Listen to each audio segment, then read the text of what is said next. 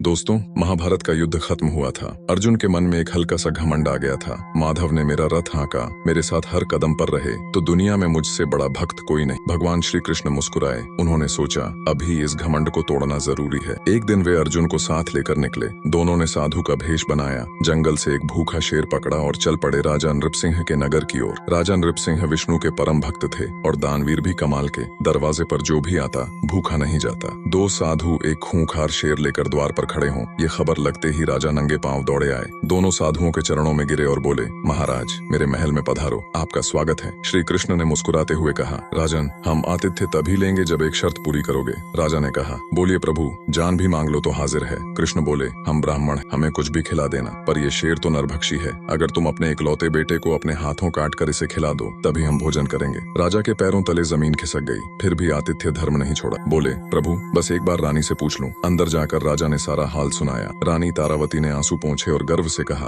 आपकी आन बान पर 100 पुत्र कुर्बान, साधुओं को अभी लेकर आई। अर्जुन ने कृष्ण से धीरे से पूछा, माधव ये क्या तमाशा है? कृष्ण बोले, चुपचाप देखते रहो। राजा ने दोनों साधुओं को महल में बिठाया, 56 भोग परोसा। अर्जुन का निवाला गले से नहीं उतर रहा था। फिर राजा रानी ने खुद आरी उठाई। उनका इकलौता बेटा 4 साल का अनुज माँ बाप को देखकर हंसते हुए आया। बोला, पिताजी आप जो कहोगे वही होगा। उसने उफ तक नहीं की। राजा रानी ने अपने हाथों से बच्चे को 2 टुकड़े किया और शेर के सामने परोस दिया। शेर ने खाना शुरू किया। रानी ने जब आधा शरीर बचा देखा तो एक बूंद आंसू आंख से निकल गया। बस इतना देखकर श्री कृष्ण रुष्ट हो गए। बोले, राजन आधा शरीर बचा कैसे? हमारा आतिथ्य अधूरा रहा, कहकर उठ खड़े हुए। राजा रानी पैरों पर गिर पड़े। प्रभु हमें छोड़कर मत जाइए। अब अर्जुन को सब समझ आ गया। वो खुद कृष्ण के चरणों में गिर पड़ा और रोने लगा। प्रभु मेरा घमंड तोड़ने के लिए आपने भक्त का इतना कठोर इम्तिहान लिया, मुझे माफ कर दो और इनका कल्याण करो। कृष्ण मुस्कुराए। रानी से बोले, अपने बेटे को पुकारो। रानी सोचने लगी, बच्चा तो मर चुका,